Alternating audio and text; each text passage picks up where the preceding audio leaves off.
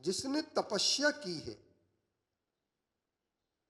तप को धारण किया, संयम बरता है और निरंतर साधना की है, वो व्यक्ति महान पद पर पहुंचता है। और भविष्य जानने वाले लोग कभी बड़े नहीं बन सकते, क्योंकि वो सिर्फ अपनी ताकत, अपनी शक्ति इस बात में लगा देते हैं कि मेरा ठिकाना क्या होगा। परंतु जो समझदार श्रमशील व्यक्ति होते हैं, वो कहते हैं ठिकाना तो हम अपनी मेहनत से बनाएंगे। एक सुधाकर कहाते जी ने एक भजन सुनाए थे एक दिन। पाना नहीं है जीवन को बदलना है साधना। पाना नहीं, क्योंकि जो आपको विरासत में मिला है उस पर आप घमंड कर सकते हैं। जो विरासत में मिला है उसको आप संभाल करके रख सकते हैं, लेकिन विरासत को बढ़ा नहीं सकते। जो आप कमाते हैं वो आप खुद कमाने वाला व्यक्ति अपनी निधि, अपनी संपत्ति, अपनी सारी चीज को बढ़ाता है। यश भी बढ़ता है, संयम भी बढ़ता है, तप भी बढ़ता है, त्याग भी बढ़ता है। इसलिए आओ हम साधना को अपनाएं। अमिताभ बच्चन ने एक दिन कहा था, उसने भी किसी से भविष्य नहीं पूछा। पुरुषार्थशील पुरुष भविष्य नहीं पूछते हैं, भूतकाल देख करके अपना भविष्य तय कर लेते। और इसीलिए हमारे लिए जहां वैराग्य वहीं आता है जहां हम अपना भूत देखते हैं। हम क्या थे? तो भूतकाल से,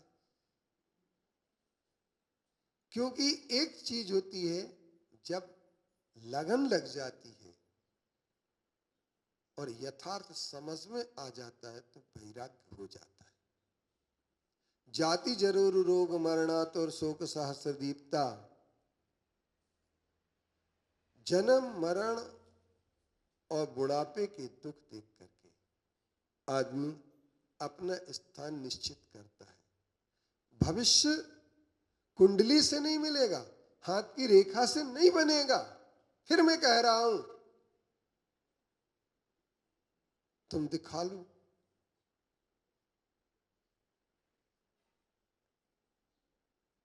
प्रायः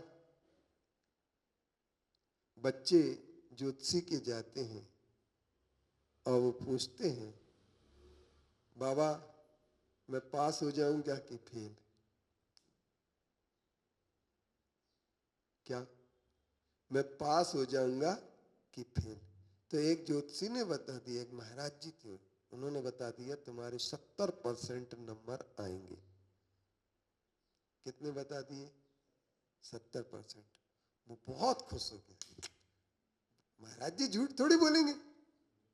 नहीं, झूठ हुए मुनि की बेना। उसने एक दिन में 4-4, 5-5 फिल्में देखी और फिल्म देखने के बाद परीक्षा भी दी और परीक्षा देने के बाद रिजल्ट ये आया 70% तो नहीं बने, फेल जरूर हो गया।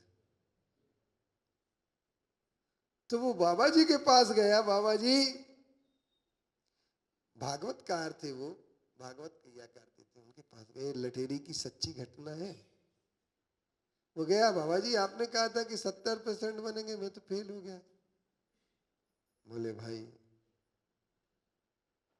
एक ध्यान रखना, मैंने तो जो कहा था वो सही था। अगर तू पढ़ाई करता तो 70% बनते। तुमने पढ़ाई छोड़ दी, 70% कैसे बनेंगे?